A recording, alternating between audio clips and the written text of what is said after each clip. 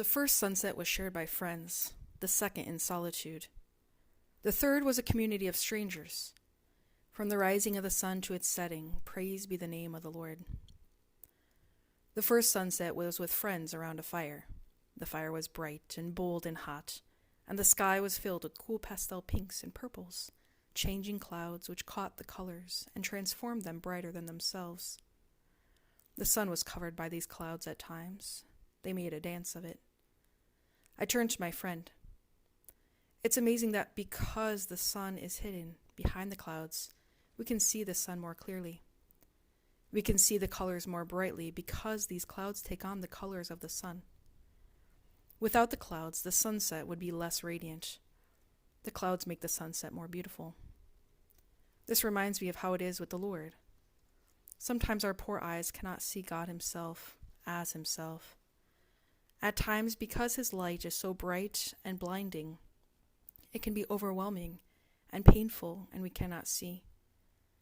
In hiding Himself, we can see Him until we are strong enough to see Him face to face.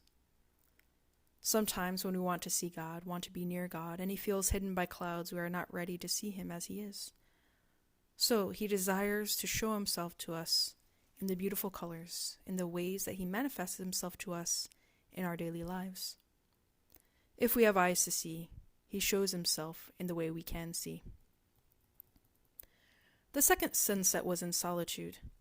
I was sitting at the Shrine of the Martyrs about an hour north of Toronto. I was overlooking the land where the blood was shed for the love of Christ, where the Spirit first planted the seeds of faith. There was a gentle breeze. I sat watching the Lord paint the most beautiful sunset, thinking about these martyrs, the saints who watched the same sunset in the same place. The Lord paints in this ever-ancient, ever-new way. Every sunset is the same, and every sunset is unique. We are together in glorifying the painter of the universe, who paints dark and luminous pinks and purples in the sky, and paints reds with the blood of His martyrs in the earth.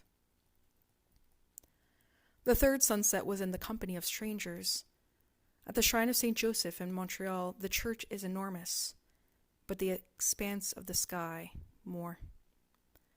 This place that had been built for the glory of God and for the honor of St. Joseph is also a place where strangers come to see God's brushstrokes. There was a crowd of people that had come, perhaps not to worship God, perhaps not to see St. Andre Bessette, but certainly to see the sunset. The church created a space where anyone and everyone could come to see God's painting. That desire for beauty brought these strangers together. At the moment the sun set, there was a round of applause. From the rising of the sun to its setting, praise be the name of the Lord.